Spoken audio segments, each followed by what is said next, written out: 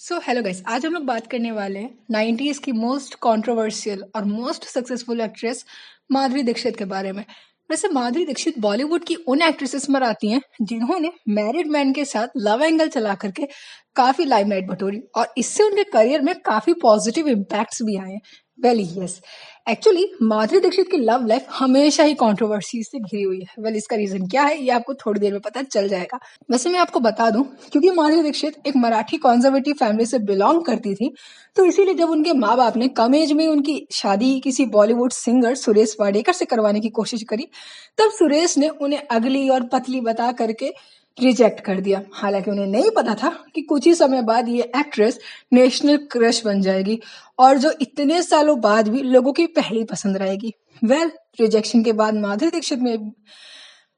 Rejection के बाद माधुरी ने भी सारा का सारा फोकस अपने करियर पे लगा दिया और वो मुंबई फिल्म सिटी पर आ गई। माधुरी ने फिल्म अबोध से बॉलीवुड में डेब्यू किया था।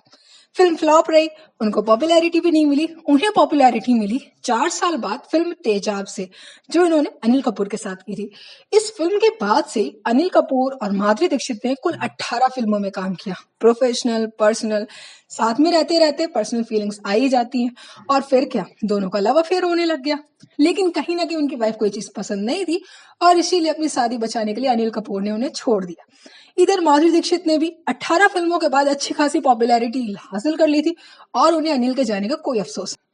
अनिल कपूर के जाते ही माधुरी दीक्षित को संजय दत्त मिल गया। फिल्म साजन से संजय दत्त और माधुरी दीक्षित के बीच अफेयर शुरू हुआ था। संजय दत्त भी उस समय मैरिड थे। संजय और ऋचा की शादी काफी धूमधाम से, काफी शोर शराबे से हुई थी, लेकिन क्योंकि उस समय ऋचा बीमार थी, उन्हें कैंसर था और इस वजह से संजय काफी लोनली फील कर रहे थे, तो इसलिए ऐसा लगता है उस लोनलीनेस में संजय और माधुरी का ये लव एंगल बनना शुरू हुआ। और क्योंकि कैंसर में ऋचा के बचने के चांसेस काफी कम लग रहे थे, इसीलिए संजय को इस मामले में बिल्कुल गिल्ट भी नहीं था। हालांकि संजय काफी बड़े वुमेनाइजर है, जिसके बारे में हम सभी को पता है, तो उन्हें इस चीज से कोई फर्क पड़ता भी नहीं था। लेकिन फिर जब माधुरी और संजय दत्त का रिलेशन पनपने लगा, बात आगे बढ़ने लगी, उसी बीच कुछ ऐसा हुआ कि उन दोनों का रिश्ता टूटने की कगार में आ गया। क्योंकि ऋचा के चांसेस सही होने के बहुत ही कम थे, इसीलिए माधुरी दीक्षित संजय दत्त को लेकर काफी सिंसियर थी। वो उनसे शादी करना चाहती थी।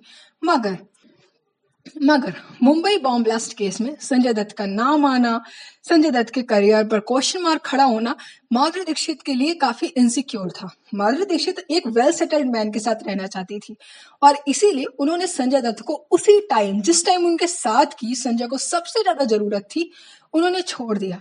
और वहीं संजय की फर्स्ट वाइफ ऋचा भी मर गई। तो इन सारे केसेस के बाद संजय दत्त डिप्रेशन में आ गए और माधुरी दीक्षित उन्हें छोड़ करके मूव ऑन कर गई। माधुरी दीक्षित जो अब काफी ज्यादा कंट्रोवर्सीज के बीच में थी, क्योंकि उन्होंने 2 मैरिड मैन के साथ अफेयर किया था, तो वो अपनी छवि को थोड़ा सा सुधारना चाहती थी और इसीलिए उनका नेक्स्ट लव अफेयर था फेमस क्रिकेटर अजय जडेजा के साथ। अजय जडेजा एक रॉयल फैमिली से बिलोंग करते थे। अच्छा नाम था, स्टेबल करियर था, सब कुछ बढ़िया था। लेकिन 1999 में जब मैच फिक्सिंग का केस अजय जडेजा पर लगा, तो अजय का करियर भी खतरे में आ गया। और फिर क्या, संजय दत्त की तरह अजय जडेजा को भी माधुरी दीक्षित ने डंप कर दिया और वो उनसे भी मूव ऑन कर गई।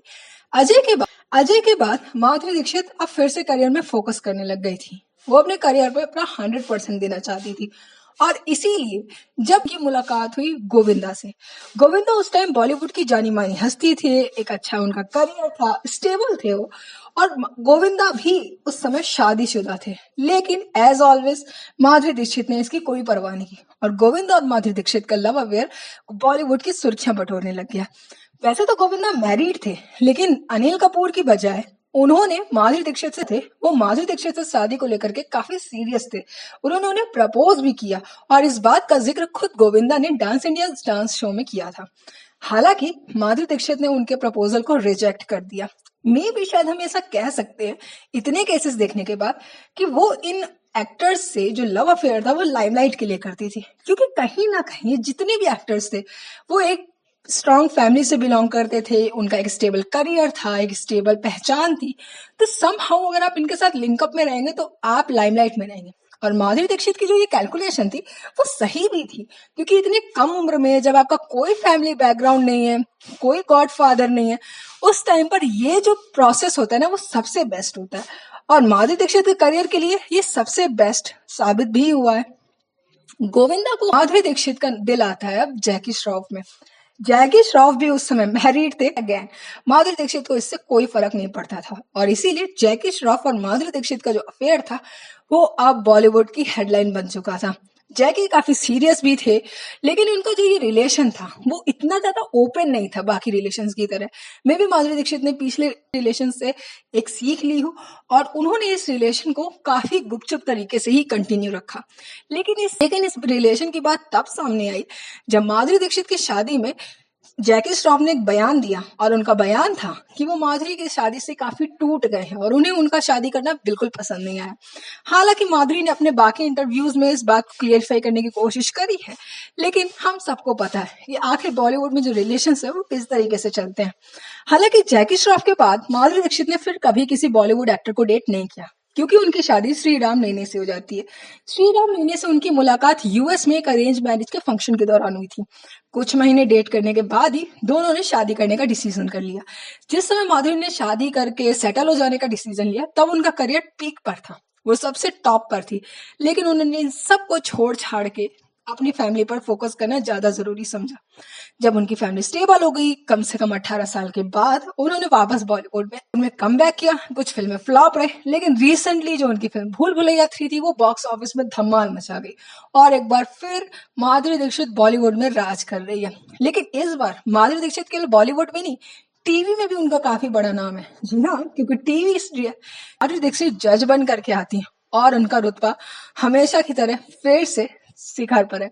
तो आप बताइए, माधुरी दीक्षित का ये जो सारे लव अफेयर्स थे, इन सारे लव अफेयर्स को देख करके आपको क्या लगता है? क्या माधुरी दीक्षित सच में इनके साथ प्यार में थी या फिर ये सिर्फ एक लाइमलाइट के लिए शो ऑफ था? क्योंकि जिस टाइम पर इन्होंने इन एक्टर्स को छोड़ा उस टाइम पर उन्हें अपने लवर की सबसे ज्यादा जरूरत थी, लेकिन माधुरी दीक्षित हमेशा की तरह सिर्फ सेल्फ सेंटर्ड हो गई।